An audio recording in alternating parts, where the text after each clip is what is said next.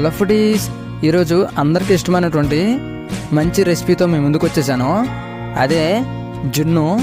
సహజంగా జున్ను అనేది బయట షాపుల్లో చాలా కాస్ట్ ఎక్కువ ఉంటుంది కదా. కృత్రిమంగా ఏదో ఒక పదార్థాలు వేసి తయారు చేస్తారు కదా. మనం అలా కాకుండా నేచురల్గా జున్నుని తయారు చేద్దాం. 1 లీటర్ మురుబాలకి 1/2 కిలో బెల్లం అయితే తీసుకున్నాను. ముందుగా బెల్లంలో పాలు వేసి మంచిగా కలిగి తిప్పాలి. ఆ బెల్లం అనేది మొత్తంగా కరిగిపోవాలి. కరిగిన తర్వాత టేస్ట్ కోసం ఇలాచీ పౌడర్, అదే యాలకుల పౌడర్, తర్వాత కొంచెం మిరియాల పౌడర్ వేసుకుంటే టేస్ట్ అయితే అదిరిపోతుంది. అవి వేసాక మంచిగా కలిగి తిప్పి నేనైతే కుక్కర్లో పెట్టేశాను ఫాస్ట్గా అవ్వడానికి. కుక్కర్లో వాటర్ పోసుకొని కింద సపోర్ట్ కోసం ఏదైనా పెట్టి ఈ బౌల్లో అయితే లోన పెట్టి మూత పెట్టేసి స్టవ్ మీద పెట్టేశాను. 2 to 3 విజిల్స్ వచ్చినంత వరకు వెయిట్ చేయాలి. ఆ తర్వాత మన టేస్టీ జున్ను రెడీ.